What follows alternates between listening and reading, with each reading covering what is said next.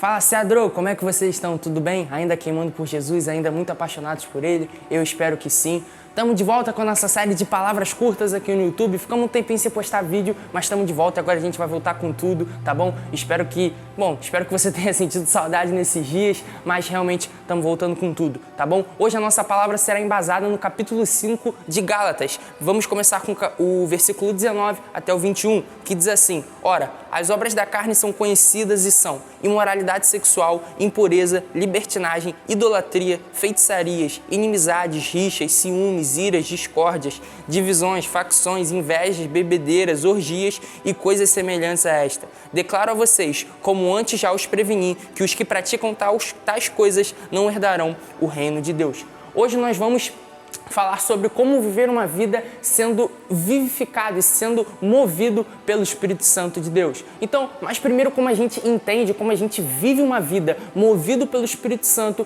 a gente tem que entender como é que o nosso ser, o ser humano, ele funciona. Bom, a Bíblia vai falar que o ser humano, o homem, ele é um ser de 3 dimensões. Então ele tem alma, ele tem corpo e ele tem espírito. E a Bíblia vai dizer, nesse mesmo capítulo de Gálatas, acho que nos versículos anteriores, a galera vocês podem olhar aí para ver se é verdade, vai falar que o espírito e a carne, eles estão o tempo todo brigando entre si, eles estão militando entre si, de modo que um é completamente o oposto do outro. Ou seja, não dá para você viver pela carne ao mesmo tempo que você vive pelo espírito. Ou você vive por um, ou você vive por outro. E é maneiro a gente analisar quais são as obras da carne, sabe? A gente vai deixar um pouco de lado a imoralidade sexual, a impureza, a orgias, porque eu acho que isso é um tema muito mais complexo, são pecados muito mais complexos, que eu acho que merecem até um próprio vídeo. Quem sabe até nos próximos tempos a gente pode fazer um vídeo falando sobre esses pecados, falando mais a fundo como a gente consegue vencê-los, mas hoje a gente vai dar mais importância aos pecados que moram dentro do nosso coração, que normalmente a gente não dá muita relevância, a gente meio que dá uma largada, a gente presta muita atenção. Quando a gente fala sobre obras da carne, a gente pensa muito mais em bebedeira, em imoralidade sexual, nesse tipo de coisa. Só que o apóstolo Paulo vai dizer que rixas, que ciúmes, que ira, que discórdia, que inimizade, que inveja, isso tudo são pecados. E esses pecados, eles são ainda mais profundos do que os outros. E por que isso? Porque são pecados originados dentro do nosso coração. É muito mais fácil você deixar de tomar uma atitude do que você deixar de sentir um sentimento dentro do nosso coração. Na primeira palavra que a gente fez aqui na nossa série, a gente falou sobre a nossa verdadeira identidade e como o diabo, na queda do Adão, ele distorceu completamente a nossa identidade, de modo que a nossa natureza fosse própria inclinada ao pecado. Ou seja, nós próprios somos inclinados, nosso coração é inclinado a pecar contra Deus. O próprio Senhor vai falar isso no livro de Oséias. Ou seja, o nosso próprio coração é inclinado, ele já é predisposto a sentir inveja, a sentir ciúmes, a sentir ira.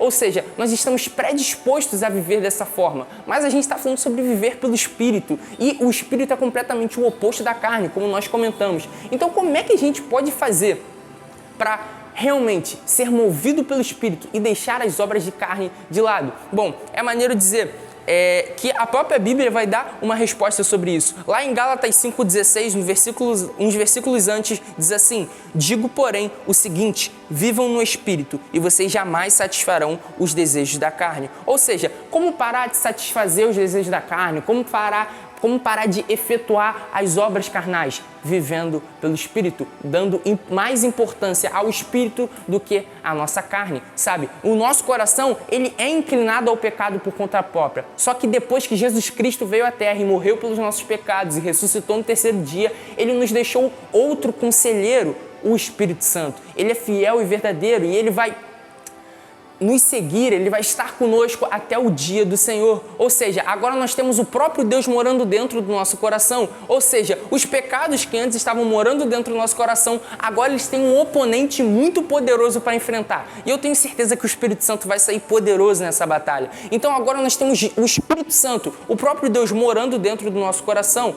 E da mesma forma como o Espírito Santo, ele quer se relacionar conosco, ele também quer transformar o nosso interior, sabe? O próprio apóstolo Paulo vai dizer na carta de Romanos que o mesmo Espírito que ressuscitou Jesus dentre os mortos, ele também está para vivificar o nosso corpo, para fazer o Cristo vivo dentro de nós.